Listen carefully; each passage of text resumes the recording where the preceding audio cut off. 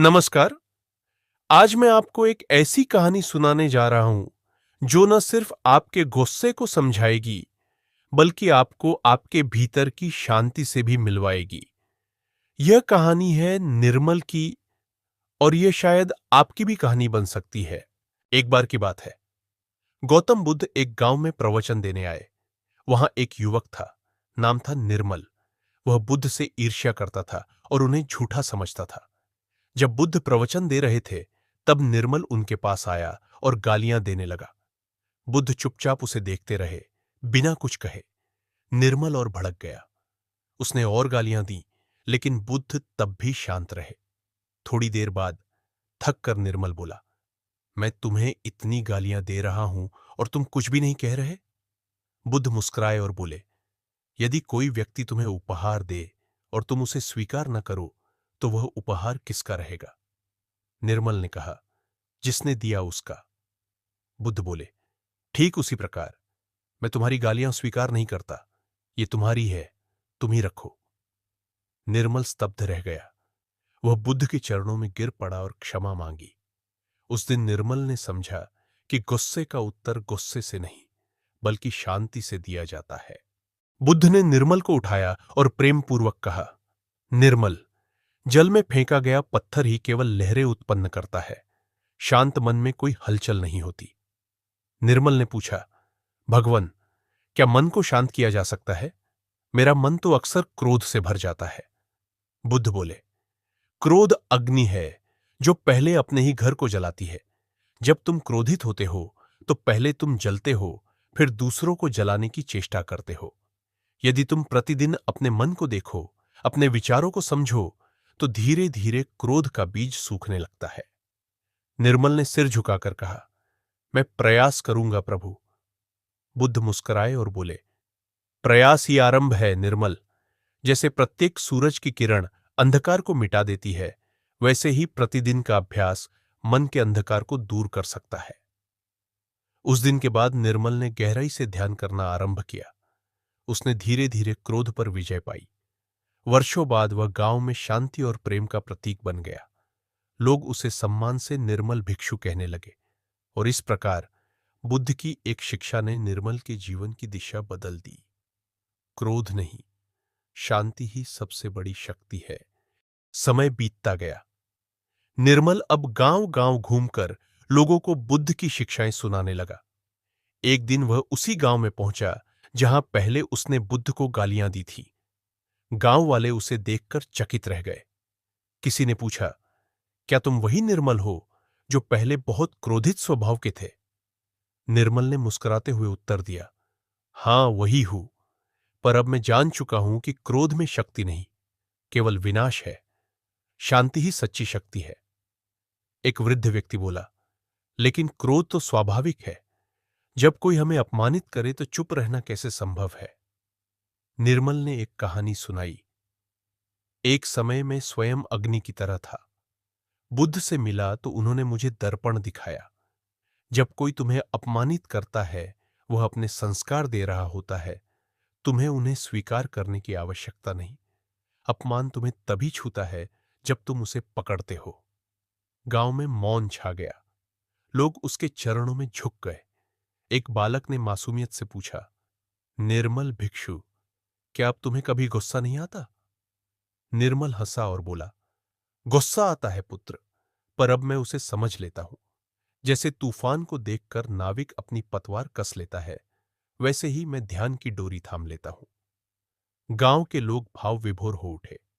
उस दिन उन्होंने जाना कि गुस्से पर जीत पाना कठिन नहीं, यदि मन में समता हो और मार्गदर्शक मिल जाए। निर्मल की कहानी पूरे प्रदेश में फैल गई। जिसने गुस्से को जीता, उसने स्वयं को पाया। समय के साथ निर्मल एक आदर्श बन गए। दूर दूर से लोग उनके दर्शन को आने लगे, कोई शांति पाने, कोई गुस्से से मुक्ति पाने और कोई जीवन का अर्थ जानने। एक दिन एक योद्धा आया, जिसका स्वभाव अत्यंत उग्र था। उसने निर्मल से कहा, मैंने कई युद्ध जीते हैं, पर मन का युद्ध हार जाता हूं। क्रोध मुझसे बड़ा लगता है। निर्मल शांत भाव से बोले, तुम तलवार से जीतते हो, मैं मौन से। तुम्हारे शत्रु बाहर है, मेरे भीतर। बाहर के युद्ध समाप्त होते हैं, भीतर का युद्ध रोज आरंभ होता है। योद्धा चकित रह गया। उसने पूछा, तो मैं क्या करूं? मेरा क्रोध मुझे खा जाता है। निर्मल बोले, बैठो, आंखें बंद करो, उस क्षण को याद करो जब क्रोध आया था। उसे दोबारा जियो, लेकिन अब केवल साक्षी बनकर। देखो, मत लड़ो। जैसे बादल आते हैं और चले जाते हैं, वैसे ही भावनाएं भी आती जाती हैं। योद्धा ध्यान में बैठ गया। कुछ देर बाद उसकी आंखों से अश्रु बहने लगे। निर्मल ने कहा, क्रोध के नीचे छिपा होता है पीड़ा, अपमान, अस्वीकार। जब तुम उसे देख लेते हो, वह पिघलने लगता है। क्रोध को मारो मत, समझो, यही बुद्ध की शिक्षा है। उस दिन वह योद्धा बदल गया। उसने तलवार त्याग दी और ध्यान का मार्ग अपनाया। निर्मल के जीवन की यह आखिरी शिक्षा बन गई। जो अपने क्रोध को मित्र बना ले, वह सारे संसार से बैर छोड़ सकता है। इस प्रकार निर्मल की कहानी एक गुस्सैल युवक से शांत बुद्ध भिक्षु बनने की यात्रा अनेक हृदयों में शांति का दीप जला गई। और यही थी बुद्ध की करुणा। जो भी पास आया, बदल गया। निर्मल अब वृद्ध हो चुके थे। उनका चेहरा शांत झील जैसा था। वर्षों के ध्यान, सेवा और समझ की परछाई उसमें झलकती थी। एक शाम वे एक पीपल के वृक्ष के नीचे बैठे थे, वहीं जहां वर्षों पहले उन्होंने बुद्ध को गालियां दी थी। एक छोटा बालक आया और उनके पास बैठ गया। उसने पूछा, निर्मल बाबा, क्या आप कभी दुखी नहीं होते? निर्मल मुस्कुराए और बोले, दुख तो आता है, जैसे बादल आते हैं, लेकिन अब मैं जानता हूं कि यह भी बीत जाएगा। जब हम दुख से भागते हैं, तब वह पीछा करता है। जब हम उसे प्रेम से देखते हैं, तब वह शांत हो जाता है। बालक ने फिर पूछा, तो गुस्सा, दुख, डर, सबका हल मौन है? निर्मल बोले, मौन सिर्फ बोलना बंद करना नहीं, मन को सुनना है। जब मन शांत होता है, तब भीतर की आवाज साफ सुनाई देती है। उसी आवाज में बुद्ध है, उसी में शांति है। थोड़ी देर बाद गांव के लोग इकट्ठा हो गए। निर्मल जानते थे कि अब विदा का समय निकट है। उन्होंने सबको देखा और धीरे से कहा, मैंने जीवन में केवल एक ही युद्ध जीता, अपने भीतर का, और वही सबसे बड़ा था। यदि तुम सब भी अपने मन के द्वार पर जागते रहो, तो कोई क्रोध, कोई दुख, कोई भय तुम्हें हिला नहीं सकता। गांव के लोग रोने लगे। उन्होंने कहा, निर्मल भिक्षु, आपने हमें जीना सिखाया, शांति सिखाई। निर्मल की आंखें बंद हो गई। चेहरे पर वही शांत मुस्कान थी, जैसी बुद्ध की होती है। जैसे उन्होंने क्रोध में जन्म लिया था, वैसे ही शांति में विलीन हो गए।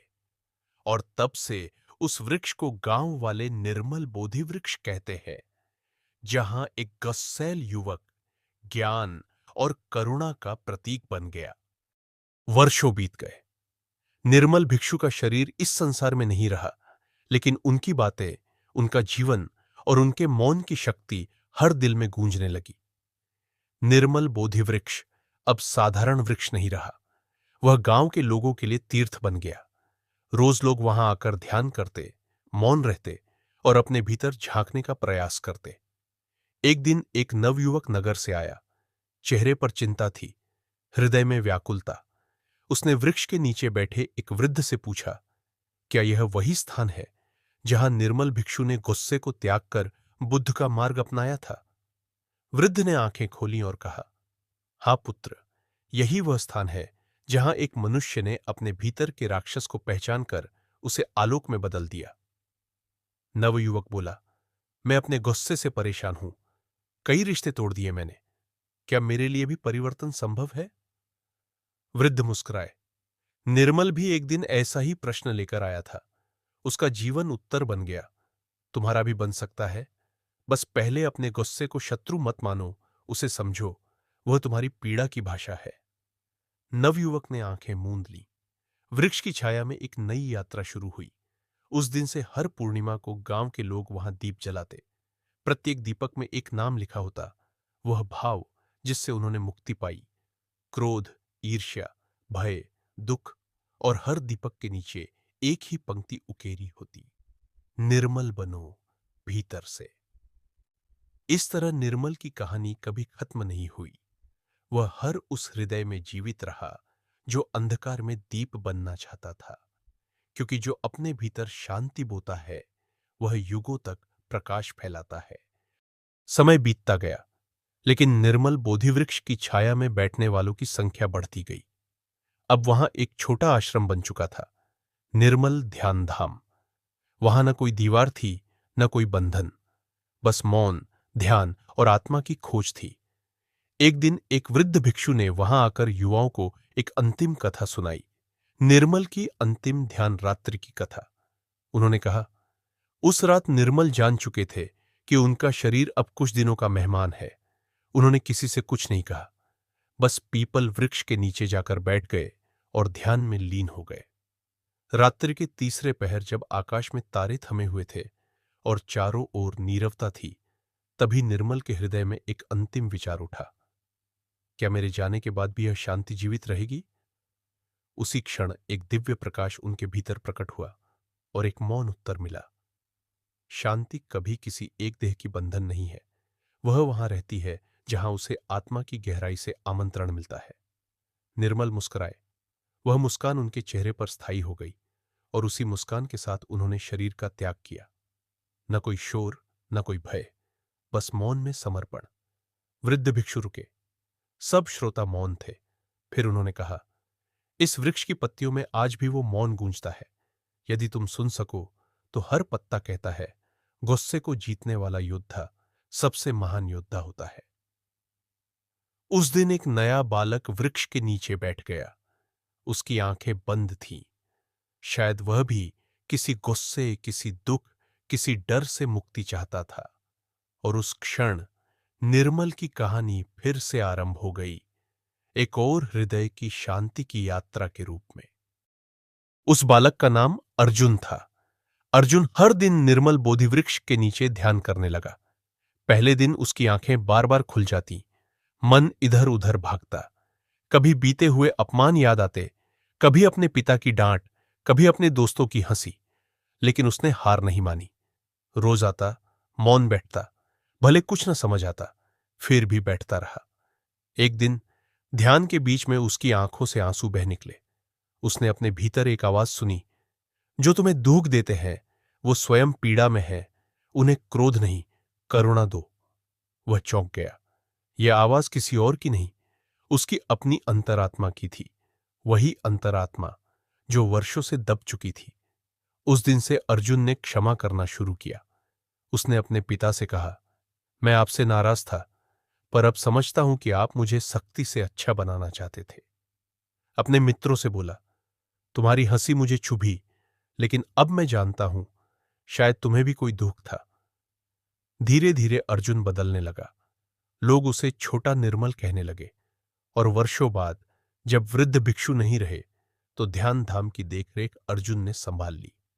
अब वह नए बच्चों को सिखाता था कि गुस्सा कोई अपराध नहीं है, लेकिन उसे समझना, स्वीकारना और शांति में बदल देना ही जीवन का सच्चा मार्ग है। निर्मल की कहानी अब पुस्तकों में नहीं, हर अर्जुन के जीवन में दोबारा जन्म ले रही थी। और निर्मल बोधिवृक्ष की छाया में अब भी हवा जब चलती है तो एक फुसफुसाहट लाती है। क्रोध आया था एक दिन यहां, मौन ने उसे गले लगाया और वह प्रेम बनकर उड़ गया। अर्जुन अब युवाओं के लिए एक दीप बन चुका था। उसके आसपास बैठने वाले कहते, उसकी मौन उपस्थिति ही शांति सिखा देती है, जैसे निर्मल भिक्षु की मुस्कान सिखाया करती थी। लेकिन एक दिन आश्रम में एक कठिन परीक्षा आई। एक व्यापारी जो बहुत अहंकारी और अभिमानी था, अपने बेटे के साथ आश्रम आया। उसने अर्जुन से कहा, मुझे तुम्हारी शांति देखने की इच्छा थी। मैं लोगों को खरीदता हूं, संतों को भी। बताओ, तुम्हारी क्या कीमत है? सब लोग स्तब्ध रह गए, पर अर्जुन ने सिर झुकाया और शांति से बोला, मैं बिकता नहीं, क्योंकि मैं कोई वस्तु नहीं, और मैं क्रोधित नहीं होता, क्योंकि मैं तुम्हारी पीड़ा देख सकता हूं। व्यापारी हंसा, बोला, तुम भी निर्मल की तरह बातें बनाते हो, पर मुझे लगता है यह सब दिखावा है। अर्जुन उसकी आंखों में देखता रहा, बिना तिरस्कार, बिना डर। फिर उसने कहा, एक समय था जब मैं तुम्हारी तरह ही सोचता था, पर जब मैंने पहली बार उस वृक्ष की छाया में अपने भीतर झांका, तब जाना, शांति कोई सजावट नहीं, यह गहराई है। और गहराई में जाने के लिए तुम्हें अपने अहंकार को दरवाजे पर छोड़ना होता है। व्यापारी चुप हो गया। वह लौट गया बिना एक शब्द बोले। मगर कुछ महीनों बाद वही व्यापारी लौटा, इस बार अकेला, थका हुआ, टूटा हुआ। उसने अर्जुन से कहा, तब मैं तुम्हारा अपमान करने आया था, आज मैं स्वयं से माफी मांगने आया हूं। मैं जीवन भर केवल जीतता रहा, पर भीतर हमेशा हारा हुआ था। क्या अब भी देर नहीं हुई? अर्जुन ने उसके हाथ थामे और कहा, निर्मल भिक्षु ने एक बार कहा था, जिस दिन तुम अपने भीतर उतर जाओ उसी दिन सुबह हो जाती है, चाहे बाहर रात ही क्यों ना हो। उस दिन व्यापारी वहीं ध्यान में बैठा, और जब उसकी आंखें खुलीं तो वह अब व्यापारी नहीं था, वह एक साधक था। अब निर्मल ध्यानधाम में एक और दीप जल चुका था, और अर्जुन ने अपने जीवन की यह सीख सबको दी। हर क्रोध करने वाले के पीछे एक टूटा हुआ मन होता है। यदि तुम उसे समझ सको तो तुम न केवल उसे बदल दोगे बल्कि स्वयं को भी पाओगे। और इस तरह निर्मल की कहानी अर्जुन की आंखों और व्यापारी की मौन स्वीकृति में फिर एक बार जी उठी। वह कहानी कभी खत्म नहीं होती, क्योंकि यह तुम्हारे भीतर भी चल रही है। वर्षों बीते। अब अर्जुन भी वृद्ध हो चला था। उसके बाल सफेद हो चुके थे, चाल धीमी हो गई थी, पर उसकी आंखों में अब भी वही निर्मल चमक थी जो कभी निर्मल भिक्षु के नेत्रों में देखी गई थी। निर्मल ध्यान धाम अब केवल एक आश्रम नहीं था, वह एक परंपरा बन चुका था, क्रोध से करुणा की यात्रा की परंपरा। एक दिन एक छोटी बालिका, नाम था अदिति, अपने माता पिता के साथ आश्रम आई। वह चुप थी, किसी से बात नहीं करती थी। उसकी आंखों में डर था और चेहरे पर एक गहरा गुस्सा। अर्जुन ने उसे देखा जैसे वह अपने ही बचपन को देख रहा हो। उसने अदिति से कुछ नहीं पूछा, बस मुस्कुराकर कहा, आओ, आज वृक्ष तुम्हें कहानी सुनाएगा। अर्जुन उसे निर्मल बोधि वृक्ष के नीचे ले गया। दोनों बैठ गए। फिर अर्जुन ने कहानियां सुनाना शुरू किया, निर्मल की, उसकी अपनी, उस व्यापारी की, उस योद्धा की। अदिति सुनती रही। कुछ देर बाद उसने पूछा, क्या सभी को गुस्सा आता था? अर्जुन ने धीरे से सिर हिलाया, हां, सबको। लेकिन उन्होंने गुस्से को बाहर नहीं भगाया, अंदर बुलाया और पूछा, तुम क्यों आए हो? तब उन्हें पता चला, गुस्से के पीछे कोई दर्द था जो सुना जाना चाहता था। आदित्य की आंखों में आंसू आ गए। वह फूट फूट कर रो पड़ी। मुझे भी बहुत दर्द है, कोई समझता नहीं, सब कहते हैं मैं जिद्दी हूं, उसने कहा। अर्जुन ने उसका हाथ थामा और बहुत धीरे से बोला, अब तुम अकेली नहीं हो, यह वृक्ष अब तुम्हारा भी है, और तुम्हारा गुस्सा भी अब हमारा है। हम मिलकर उसे सुनेंगे, समझेंगे और प्रेम में बदलेंगे। उस दिन अदिति ने पहली बार ध्यान किया, पहली बार शांति को अपने भीतर महसूस किया। वह वही अदिति थी जो वर्षों बाद ध्यान धाम की पहली महिला अध्यक्षा बनी। उसने कहा था अपने पहले प्रवचन में, निर्मल भिक्षु की कहानी कभी सिर्फ कहानी नहीं थी, वह एक बीज था जो हर टूटे मन में प्रेम बनकर उग सकता है। और उस दिन निर्मल बोधि वृक्ष की पत्तियां फिर से बजी, जैसे कोई कह रहा हो, शांति एक दीप है, कोई भी उसे जला सकता है, बस एक बार गुस्से से बात करके देखो। कहानी चलती रही, निर्मल से अर्जुन, अर्जुन से अदिति, और अब तुम तक। अब ये कहानी तुम्हारे भीतर है। क्या तुम भी किसी गुस्से से प्रेम से बात करोगे? अदिति अब ध्यान धाम की संरक्षिका बन चुकी थी। उसकी उपस्थिति में वही गहराई थी जो कभी अर्जुन में थी और उससे पहले निर्मल में। परंपरा अब शब्दों से नहीं, संवेदनाओं से आगे बढ़ रही थी। एक दिन एक किशोर आया। उसका नाम था यशवर्धन। चेहरे पर क्रोध की लकीरें थीं, चाल में अहंकार और आंखों में बेचैनी। वह बोला, मैं यहां इसलिए आया हूं ताकि मुझे शांत किया जा सके, वरना मैं सब कुछ तोड़ दूंगा, खुद को भी। अदिति उसकी आंखों में देखती रही, फिर बोली, तो तुम टूटने आए हो ताकि तुम एक दिन जुड़ सको। अच्छा है, पहले टूटना जरूरी होता है। यशवर्धन चौंका। उसने सोचा था कि उसे समझाया जाएगा या डांटा जाएगा, मगर अदिति ने बस मौन से उसे स्वीकार कर लिया। अगले कई दिन वह पेड़ के नीचे बैठता रहा, बोलता नहीं था, भीतर उथल पुथल थी। एक दिन उसने पूछा, तुम सब इतनी शांति से कैसे रहते हो? क्या तुम कभी नहीं चिल्लाए? अदिति मुस्कुराई, फिर कहा, हमने भी चिल्लाया था, भीतर अकेले अंधेरे में। लेकिन एक दिन जब थक गए तो गुस्से से नहीं लड़े, बस पूछा, तू क्यों आया है? और तब गुस्सा टूटकर रो पड़ा। उसने कहा, मुझे भी सुना नहीं गया कभी। यशवर्धन की आंखें भर आईं। पहली बार उसके भीतर का द्वार खुला। उसने ध्यान करना शुरू किया और फिर एक दिन उसने सबके सामने खड़े होकर कहा, मैं अब गुस्सा नहीं छोड़ता, मैं उससे बात करता हूं, और जब वह सुना जाता है वह मुझसे दूर नहीं जाता, वह मेरा मित्र बन जाता है। उस दिन अदिति ने ध्यान धाम की दीवार पर एक नई पंक्ति अंकित करवाई, यहां हम गुस्से को भगाते नहीं, उसे गले लगाते हैं। समय बीतता रहा। निर्मल अब नाम नहीं रहा, वह एक चेतना बन चुका था। अर्जुन अब एक चरित्र नहीं, वह एक स्मृति बन चुका था। अदिति अब एक गुरु नहीं, वह एक सेतु बन चुकी थी। और यशवर्धन, वह अगला दीप बन चुका था जो किसी अनजान यात्री के अंधेरे में रोशनी करेगा।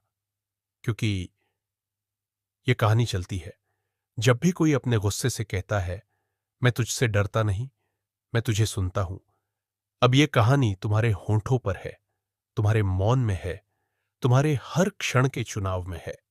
अब तुम बताओ, तुम किससे बात करोगे पहले, अपने गुस्से से या अपने हृदय से? अगर इस कहानी ने आपके दिल को छुआ हो तो इसे किसी ऐसे व्यक्ति तक जरूर पहुंचाइए जो अपने गुस्से से जूझ रहा है, क्योंकि कभी कभी एक कहानी एक जीवन बदल देती है। वीडियो पसंद आया हो तो लाइक करें, शेयर करें, सब्सक्राइब करें और अपने विचार कमेंट में जरूर बताएं। आप देख रहे थे एक कदम धर्म के साथ। मिलते हैं अगली कहानी में। तब तक शांति बनाए रखें,